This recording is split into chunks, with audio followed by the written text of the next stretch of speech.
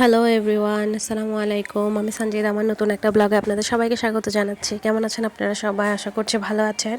আল্লাহর অশেষ রহমতে আপনাদের সবার দোয়ায় আলহামদুলিল্লাহ আমিও ভালো আছি। তো আমার বিড়ালের দুষ্টুমি দিয়ে এই ব্লগটা শুরু করলাম। মাশাআল্লাহ, ওরা একদম শান্ত হয়ে না এমনভাবে যে বসে আছে, মানে আমি ফার্স্টে ওকে খুঁজেই পাই নাই। অন্ধকারে তো এমনও জ্যাককে তেমন দেখা যায় না ওর চোখ ছাড়া, যেহেতু এভাবে একদম শুয়ে আছে মুছড়াইয়ে, কিছুই দেখা যাচ্ছিল না তখন। তো মার সরি বাবার মেয়ে একসাথে ঘুমিয়ে আছে। তো আমি লাইটটা জ্বালিয়ে একটু ভিডিও করাতে একটু বিব্রত বোধ করেছে, বাট ভালোই লাগলো। প্রচুর ঠান্ডা পড়েছে, তো ঠান্ডার কারণেই আসলে এরকম একদম মুচড়ে শুয়ে আছে। তো আমার বড় ছেলে বিড়ালদেরকে যত্ন করা শুরু করে দিয়েছে। যতদিনও থাকবে ও এরকমই করবে। দেখেন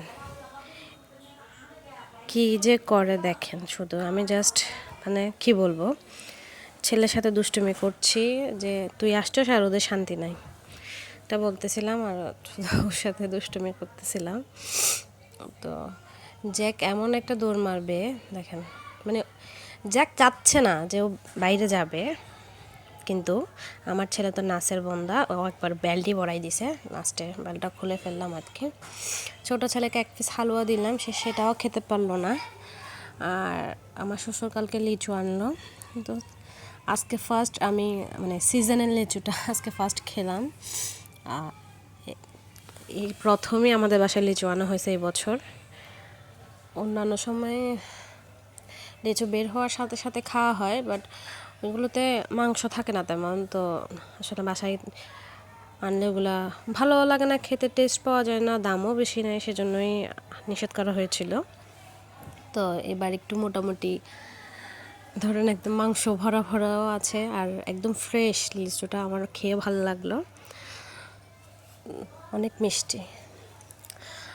প্রথম লিচুই খেলাম, একদম মুখ শান্তি হয়ে গেছে, মুখ মন মাথা একদম পুরোটা শান্ত হয়ে গেছে। অন্যান্যবার প্রথম লিচুটা খাই টক, তারপর আস্তে আস্তে মিষ্টি হয়। তো আসলে আমার এই কর্নারটা আমার অনেক ভালো লাগে, খুব সুন্দর লাগে। মানে অনেক শখ করে আসলে একটা জিনিস আমি করেছি, তাই আমার মনের মতো আর কি। তো তারপর আমার আম্মু একটা মুরগি আনছে, আমার ছেলে যেহেতু আসছে, তো নাতি আর জামাইয়ের জন্য আসলে মুরগিটা আনছে আমার আম্মু। যে আপনাদেরকে হয়তো একবার ভিডিওতে বলেছিলাম যে আম্মু মুরগি পালে, আমার আম্মুর শখ এক প্রকার, মানে মুরগি পালা আর কি। তো ওখান থেকে আনছে। আসলে বিয়ের পর জামাই বেশি আদরের হয়ে যায়, জামাই।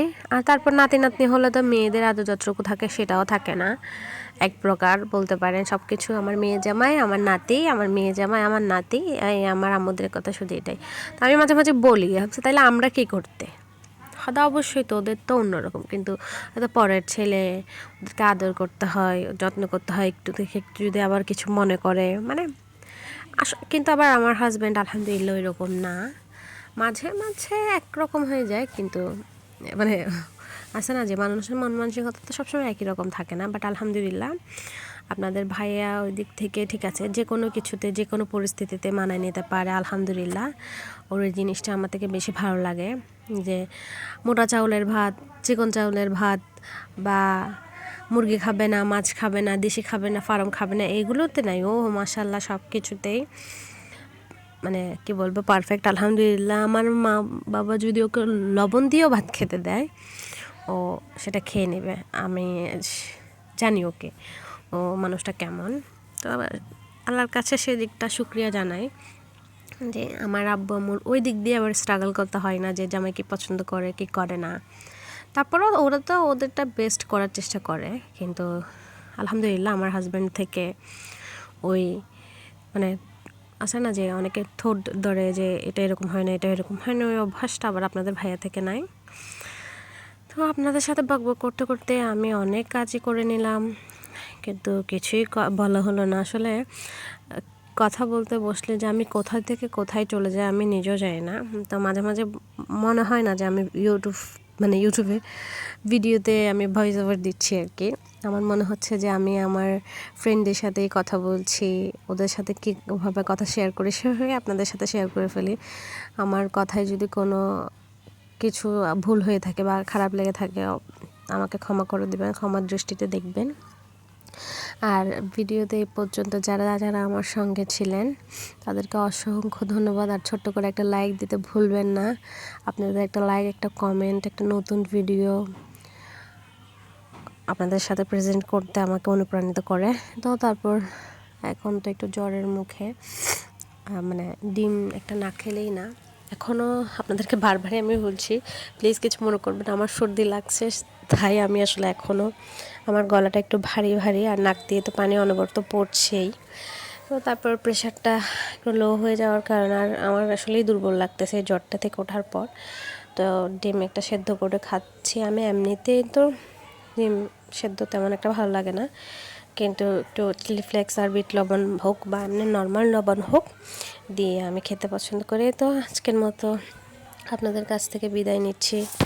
সবাই ভালো থাকবেন, সুস্থ থাকবেন, আমার পরিবারের সকলের জন্য দোয়া করবেন।